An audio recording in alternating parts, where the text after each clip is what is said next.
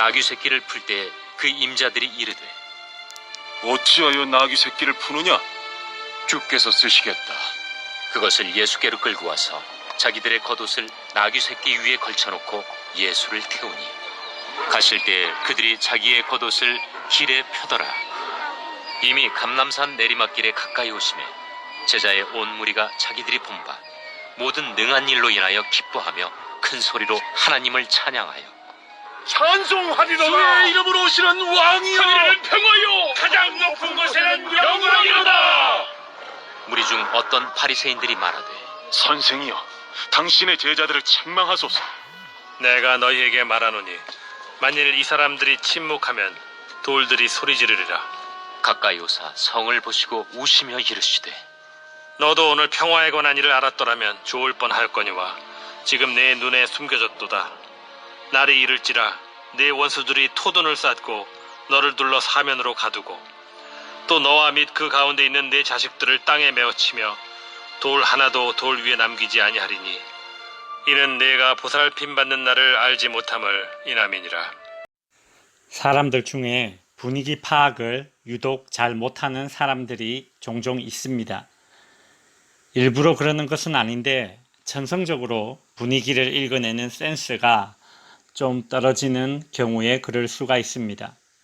또는 자기 고집이라고 해야 할까요? 자기만의 주관이 너무 강한 사람도 여러 명 사이에서 분위기를 파악하지 못해서 주변 공기를 썰렁하게 만들 때가 있습니다. 오늘 본문에서 예수님의 예루살렘 입성 장면이 나오는데 이 장면에 관련된 사람들, 즉 제자들과 바리새인들, 그리고 예수님의 감정선이 너무나 다름을 볼 수 있습니다. 분명 예루살렘이라는 같은 사건을 공유하고 있지만 감정은 같은 감정이 공유되지 못하고 있습니다.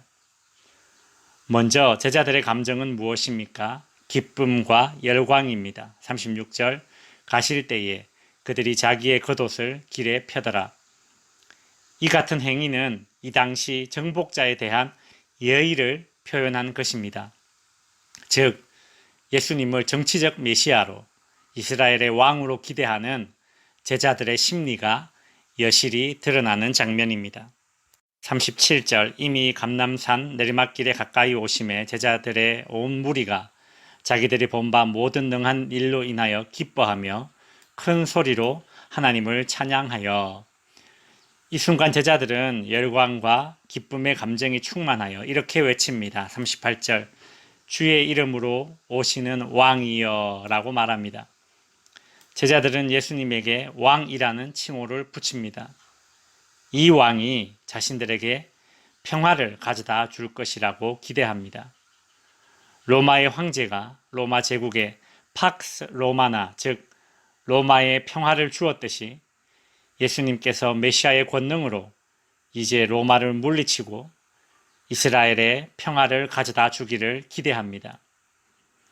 예수님은 평화를 가져다 주실 겁니다. 그러나 제자들이 원하는 방식이 아닙니다.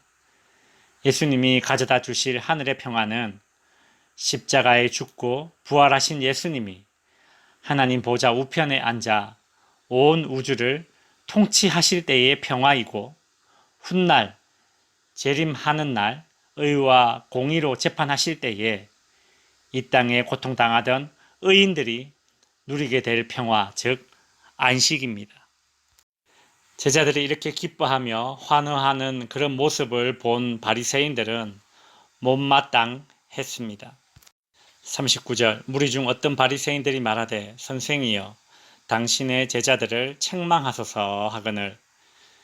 그들이 예수님께 이렇게 요청하는 것은 자신들이 생각하기에 예수는 하나님이 보내신 메시아일 수 없다는 생각 때문입니다.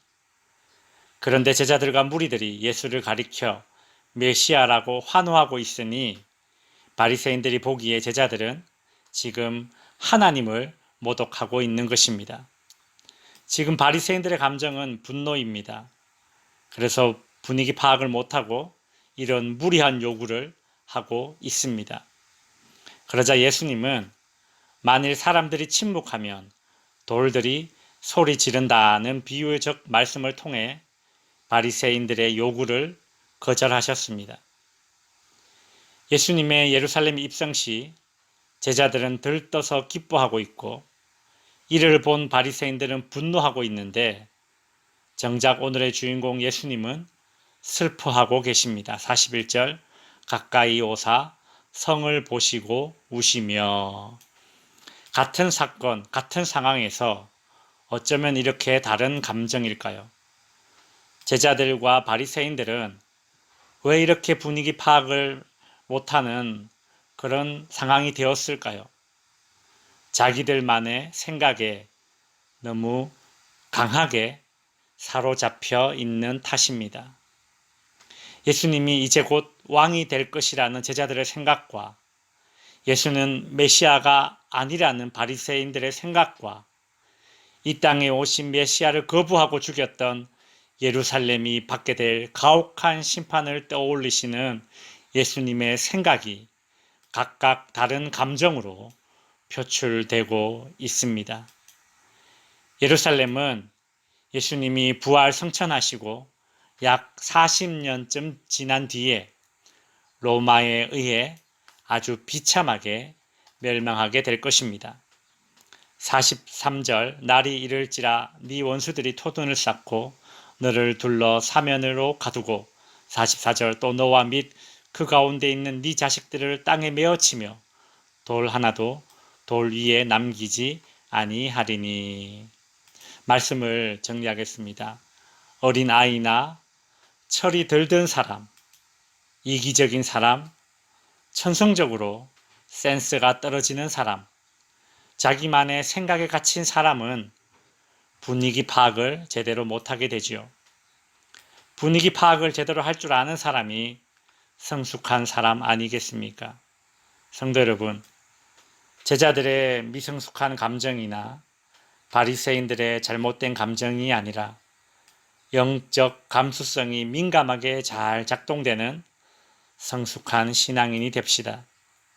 주님이 기뻐할 때 내가 기뻐할 수 있고 주님이 슬퍼할 때 같이 슬퍼할 수 있는 영적으로 성숙한 감수성을 가진다면 얼마나 좋겠습니까? 주님과 내가 같은 감정으로 호흡한다면 얼마나 좋겠습니까? 성도 여러분, 교회 공동체와 가정과 지인들 사이에서도 화평을 이루시는 성도님들이 되시기를 주님의 이름으로 축원드립니다.